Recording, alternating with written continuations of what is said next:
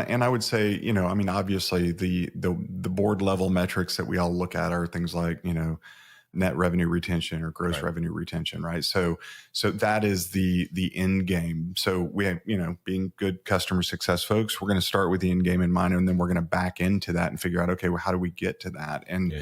And that's where you start looking at things like, okay, I'd mentioned outcomes. So making sure that you understand and you have a very clear measurable outcome for your customer and why they purchased, your product, your software in the first place.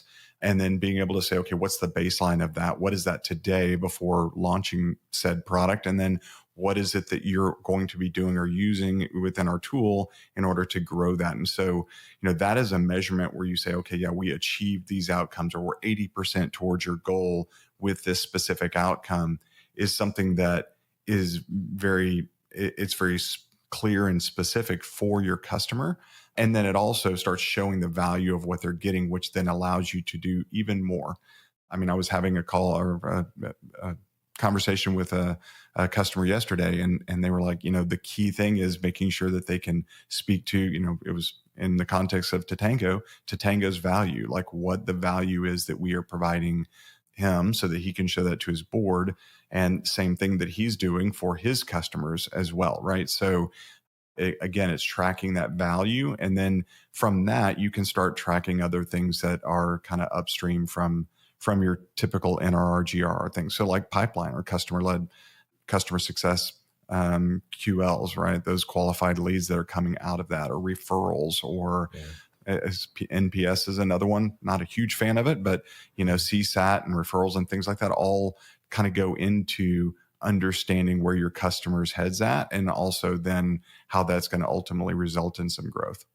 Yeah. And so is this, I want to talk about alignment between teams in a second, but to kind of go there a little bit now, is this, for some, this may not be much of a mindset shift, but is this, are there kind of mindset shifts that need to happen with some teams more than others here? Yeah. Yeah, absolutely. And it, it varies a lot between from company to company, organization to organization, and, verticals and everything else. But making sure that, we've historically, I say historically, I mean, there's often been, a little bit of friction between sales and CS. And that's kind of a long-standing thing. Well, breaking down those barriers and making sure that you're aligned and supporting each other is a critical aspect and a critical mind shift when it comes to driving a solid customer-led growth model, right? But that extends beyond into marketing. If you don't have marketing alignment, if you don't have product alignment as it relates to how you're taking care of your customer and how you're supporting them, then it's going to be a miss. You need marketing for campaigns and for events and for that, customer-led marketing efforts. And you got to partner with sales to make sure that the handoff is completely solid, and that they're doing things on the front end of the sales cycle that bring in, a customer that's the right customer for your product, and that you understand some of the goals and objectives, and then what those expansion motions can look like. And then, of course, being aligned with your product team on adoption and roadmap, and areas that are potentially setbacks for customers, or areas that you can grow additional, product usage, and even, add-on products and, things from that standpoint as well. So, and then the CSM, their point is to really kind of champion and focus with the customer, make sure that we're constantly appropriately calibrated with what it is that they're trying to do, what their goals, and focus are throughout their journey. Yeah. And so you mentioned, some of the alignments there. I think there may be some, those more familiar with this probably are nodding their heads as you're mentioning some of these things. But are there other maybe operational areas or other alignments that may not be as obvious to, like sales, marketing, some of those, like when you start getting really customer focused, you start thinking across those kinds of things. But what other operational alignment helps in making this happen? It is truly a full company wide kind of initiative. I mean, like I think about some of the struggles that I hear within customer success teams, and it could be in platform support, for example. If there are lagging tickets that are not getting responded to, that becomes, a rock in the shoe of the customer that they can't get over, right? If there are engineering issues or bugs that aren't fixed or downtime, God forbid, or, things like that are going to create, blockers or barriers when it starts coming to, a customer having a great experience and them ultimately getting the value out of what they're doing. And this is where it gets tricky, is because you can have a great experience and not get any value, and the customer will ultimately churn.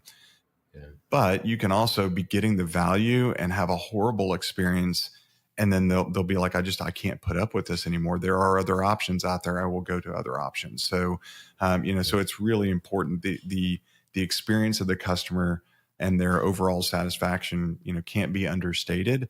It's not what we're going to hang our hat on. That's not a customer health score, but it is something that allows you to understand, hey, they are satisfied. We are taking care of them. We're not putting, things in the way that are going to that are going to impede on some of the progress we're making as it relates to really trying to grow and expand on the customer. Yeah. Yeah. Well, last thing I wanted to talk about, we've touched on this in a couple different ways, but I want to make this specific to customer success teams here, and, talking about ROI, definitely important in all things and investments and so on and so forth. And, really talking about customer success teams proving tangible value to the C-suite. What would you call the status quo here? And, do you see, a problem here that needs to be addressed with that status quo? Yeah.